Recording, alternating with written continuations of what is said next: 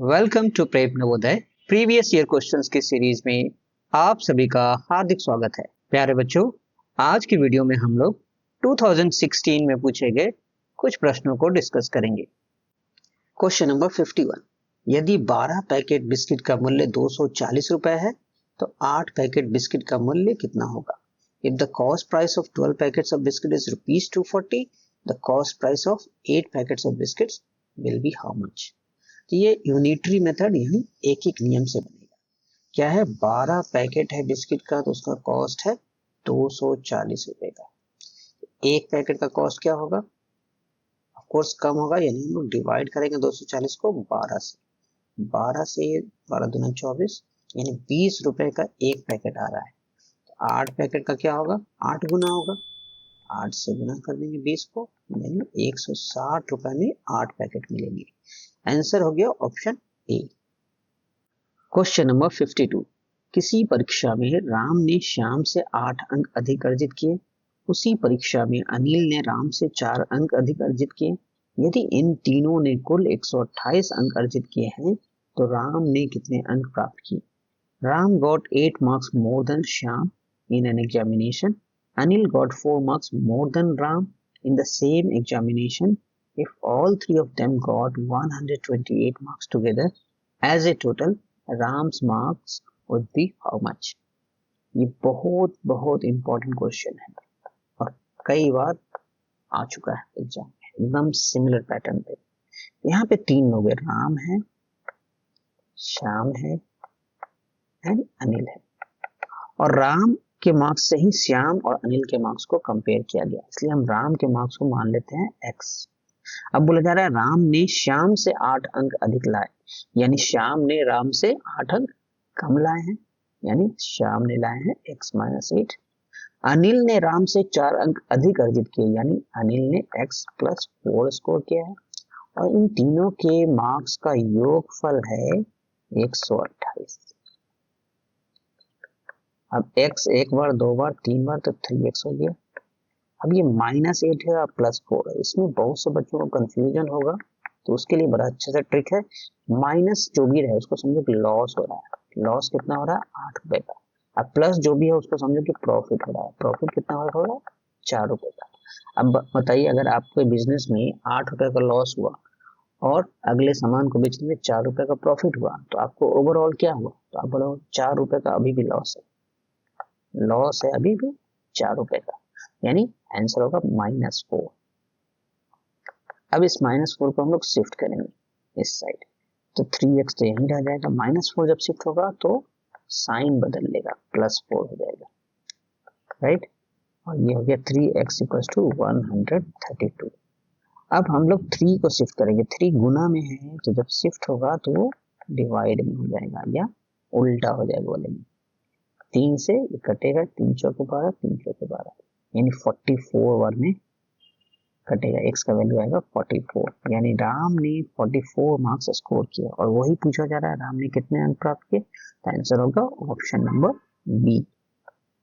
Question number 53, S1 परीक्षा में श्याम द्वारा 100 अंकों वाली परीक्षा के विभिन्न विषयों में प्राप्त अंक नीचे बार चार्ट में दर्शाए गए। इसका अध्ययन कीजिए और निम्नलिखित प्रश्न का उत्तर दीजिए। देखिए यहाँ पे दिया हुआ अलग अलग सब्जेक्ट है, अंग्रेजी, गणित, विज्ञान, सामाजिक विज्ञान, हिंदी, और यहाँ दिया हुआ है विभिन्न विषयों में प्राप्त अंक, क्या अंक लाया है। तो पूछा जा रहा है श्याम ने विज्ञान के विषय में कितने अंक अर्जित किए। Study the bar chart given below which shows Shyam's marks in S1 examination in different subjects out of 100 marks each. English, math, science, social science, Hindi, और ये है score card. The percentage of Shyam's marks in science is how much. तो देखिए science में कितना score किया, ये वाला देखना होगा, ये वाला ग्राफ देखना होगा। तो ये ग्राफ है आपका, दिखा रहा है कि 80 मार्क्स उसने स्कोर किए, और कितने में स्कोर किए हैं? 100 में से, 80/100, और ये एक भिन्न हो गया, और इसी को 100 से मल्टीप्लाई करेंगे तो ये परसेंटेज बन जाएगा। वैसे यहाँ जरूरत ही नहीं, क्योंकि 100 में आप 80 लाए, यानी 80% वैसे भी होता है आपका। ये 0000 कर दिया, ये 80% है, यानी 80% मार्क्स उसने स्कोर किया। आंसर हो गया ऑप्शन नंबर बी। अब देखिए यहाँ पे क्वेश्चन में होना चाहिए कितने अंक नहीं होने, कितने प्रतिशत अंक प्राप्त किए, ये होना चाहिए था, क्योंकि आंसर आपका प्रतिशत में। क्वेश्चन नंबर 54, नीचे दिए गए ग्राफ में एक दुकानदार द्वारा 4 महीनों में बेचे गए जूते के जोड़ियों का ब्यौरा दर्शाया गया है। सितंबर में 3 दिख रहा सिंबल, 4 सिंबल, 3 सिंबल, 1 सिंबल, और 1 सिंबल का मतलब है 112 जोड़ी जूते। 4 महीनों में दुकानदार ने कुल कितनी जोड़ी जूते बेचे? Following graph represents the number of shoes sold by a shopkeeper in last 4 months. What was the number of shoes sold by the shopkeeper in 4 months? देखिए एक सिंबल का मतलब क्या है, 112 पेयर ऑफ शूज। तो पहले मंथ में है 3 सिंबल, अगले में है 4, फिर 3 और फिर 1, टोटल कर लेंगे 3 4 7 3 10 11, 11 सिंबल है, इतने पेयर बेचे। एक सिंबल का मतलब 112 पेयर, तो 11 सिंबल का मतलब 112 गुना 11, इसको मल्टीप्लाई करेंगे, 11 का टेबल 2 बार पढ़ेंगे, 22 बचेगा 2, 11 एकम 11 और 2 13 बचेगा 1, 11 एकम 11 1 12। दूसरा भी तरीका है गुना करने का, आप नॉर्मल वे में कर लीजिए, 1 से करेंगे 1 1 2 1 1 2 2 3 2 1 1 2 3 2 पेयर्स जूते उसने बेचे हैं लास्ट 4 मंथ्स में। आंसर हो गया ऑप्शन डी। क्वेश्चन नंबर 55, निम्नलिखित में से कौन सी संख्या सबसे छोटी है? Which one is the smallest number? बहुत ही बेसिक क्वेश्चन है। हम देखेंगे सबसे पहले कि डिजिट्स कितने हैं, 4 डिजिट के चारों नंबर, राइट। अब सबसे लेफ्ट से कंपेयर करेंगे, सबके 7 है पहला स्थान पे लेफ्ट से, नेक्स्ट स्थान पे यहाँ पे 4 है, यहाँ पे 1 है, यहाँ पे 9 है, यहाँ पे 5 है, इन सब में सबसे छोटा हो गया ये वाला। आंसर हो गया हमारा option number B. Question number 56, 6 के पहले 4 गुणकों का कुल योग कितना होगा? The sum of the first 4 multiples of 6 is how much? तो 6 के पहले 4 गुणक क्या है, 6 है, 12 है, 18 है, 24 है। एक फॉर्मूला भी हमने बताया हुआ है, लेकिन यहाँ पे चूंकि 4 ही नंबर है तो बहुत आसानी से हम लोग जोड़ लेंगे, 8 2 10 और 6 4 10, 10 10 20 हो गया, बचा 2, और ये 4 है, 2 4 6, 60 हो गया हमारा आंसर ऑप्शन डी। फॉर्मूले का यूज करेंगे तो क्या फॉर्मूला है, s equals to n by 2 into a plus L. ये कब अप्लाई होता है, जब हमारे पास नंबर का जो सीरीज है उनके हर 2 लगातार अंकों के बीच में समान अंतर हो। यहाँ पे 6 का समान अंतर है, तो यहाँ n होता है कितनी संख्या, 4 है, 4/2, और पहली संख्या होती है a, यानी पहली संख्या है 6, और l का मतलब होता है आखिरी संख्या, और वो है 24। तो आप देखिए 2 से ये 2 बार में करिए, और 24 6 30 और 30 दूना 60, दोनों ही केस में 60 का।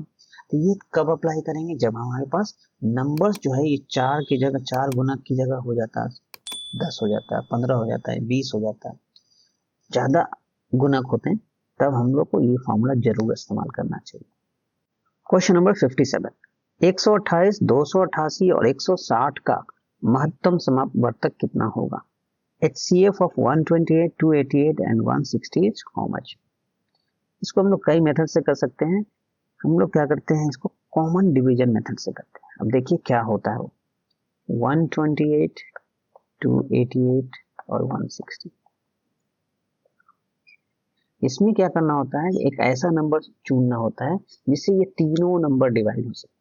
तो यहाँ पे तीनों नंबर क्या है, इवन नंबर है, सम संख्या है, तो 2 से डिवाइड करेंगे, 2 6 12 2 4 8, 2 एकम 2 2 4 8 2 4 8, 2 8 16 0, फिर से इवन नंबर है, फिर से 2 से करेंगे, 2 3 जा 6 2 2 जा 4, 2 7 जा 14 2 2 जा 4, 2 4 जा 8 2 0 जा, फिर से इवन हम फिर से 2 से करेंगे, 2 एकम 2 बचा 12 6 बार में, 2 3 6 बचा 12 6 बार में, 2 दूना 4 फिर से 2 से करेंगे, 8 18 10, अभी भी सम संख्या, फिर से 2 से करेंगे, 4 9 एंड 5।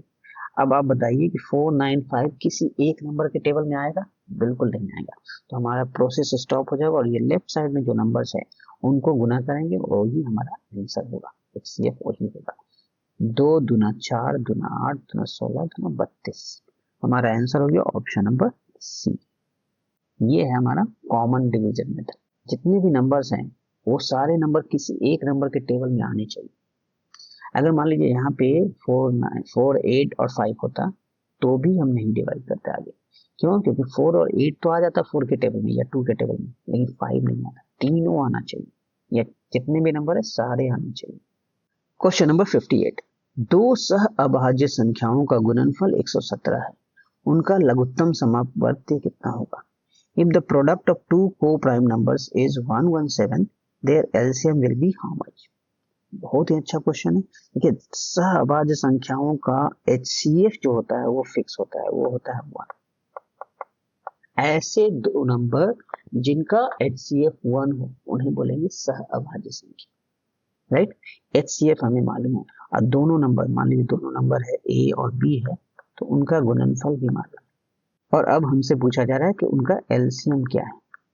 तो इनके लिए एक फॉर्मूला है कि दो नंबर अगर हैं उनका गुणनफल बराबर होता है उनके LCM और HCF के गुणनफल के बराबर। तो हमारे पास ये कंप्लीट मालूम है कि 117 है, LCM नहीं मालूम है और HCF मालूम है कि 1 है। तो क्या निकला? LCM इंटू 1 तो LCM होता है, LCM निकला आपका 117। आंसर हो गया ऑप्शन डी। प्यारे बच्चों, आज की वीडियो यदि पसंद आई हो तो इसे लाइक करें, अपने दोस्तों के साथ शेयर करें एवं इस चैनल को सब्सक्राइब जरूर करें। धन्यवाद।